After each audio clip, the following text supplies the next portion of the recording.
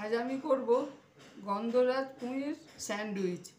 গন্ধরাজ লেবু নিয়েছি একটা, পুঁই পাতাগুলো খুব ভালোভাবে ধুয়ে আমি নুন আর গন্ধরাজ লেবু মাখিয়ে রেখেছি, খুব ভালোভাবে মাখিয়ে রেখেছি।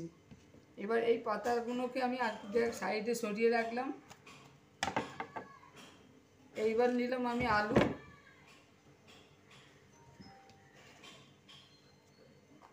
চাট মশলা, কাঁচা লঙ্কা, নুন, কেশরি মেথি আর আলু সেদ্ধ। এটাকে আমি খুব ভালোভাবে আগে মাখিয়ে নেব। এবার ভরাট হয়ে গেছে। এবার এটাকে আমি এরমভাবে চেপে চেপে দেবো সাইডগুলোকে।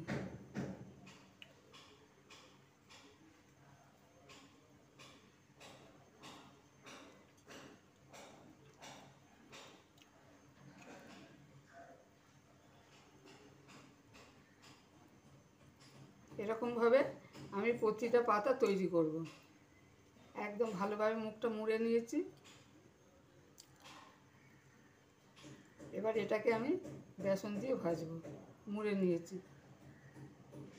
একটা পুঁই পাতা নিয়েছি, পাতাতে আমি আলু দিলাম, সামনের পোর্শনটা ভেতরে থাকবে।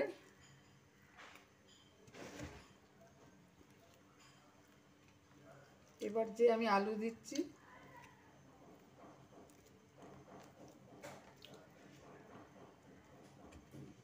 এবার আর একটা পাতা ভেতরেই পোর্শন থাকবে, চাপা দিয়ে দিলাম। চাপা দিয়ে আমি এটাকে খুব ভালোভাবে টিপে দিলাম।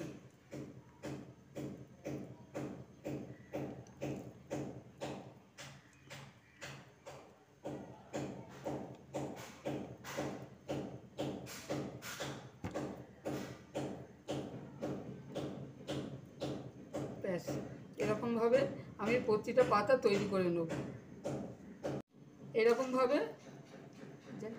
এরকমভাবে আমি সব পাতা তৈরি করে নিয়েছি।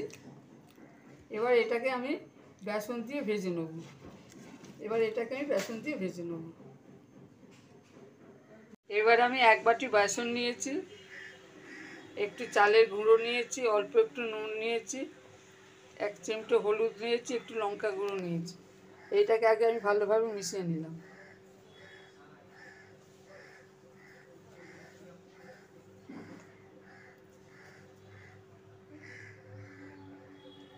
এবার এতে আমি জল দিয়ে একটা ব্যাটার তৈরি করব।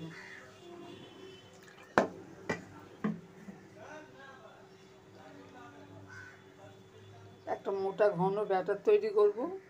ঘন একটা ব্যাটার তৈরি করেছি, ঠিক এরকম হবে।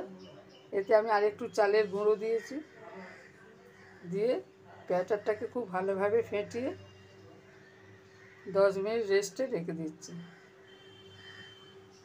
কড়াতে তেল বসিয়েছি, আমি 1 চামচ তেল, গরম তেল আমি ব্যাটারে দিয়ে দিলাম। 2 চামচ তেল দিয়ে দিলাম, দিয়ে খুব ভালোভাবে নেড়ে নিলাম।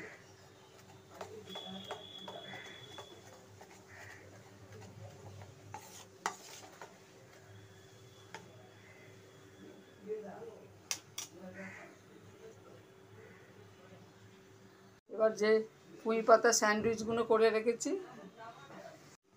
বেসনে ডুবিয়ে দিলাম।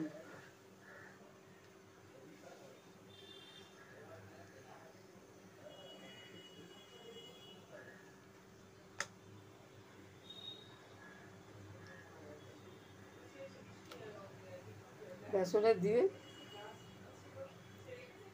আমি তেলেতে ছেড়ে দেবো।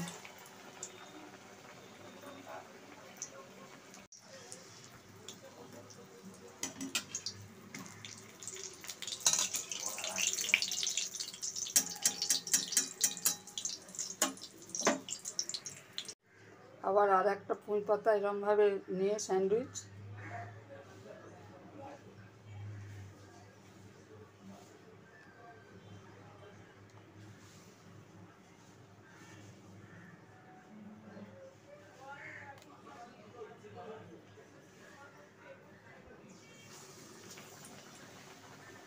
অল্প আঁচ, একদম অল্প আঁচ করে দিলাম। দিয়ে হালকা করে দু পিঠ ভেজে নেবো, যাতে দুদিকের পাতাই আমার ভালো ভাজা হয়ে যায়। গন্ধরাজ পুঁই স্যান্ডউইচ রেডি। যদি রেসিপি ভালো লাগে তাহলে শেয়ার করবেন, সাবস্ক্রাইব করবেন। আমি কিছুটা হালকা করে ভেজেছি আর কিছুটা ভালো করে ডিপ করে ভেজেছি। হালকা করে ভেজেছি এই কারণে, অনেক বয়স্ক মানুষ আছে, তারা ডিপ করে ভাজলে, কড়া ভাজলে খেতে পারবে না, সেই জন্য হালকা করে ভেজেছি। আপনারা ডিপ করে ভাজবেন বাড়িতে।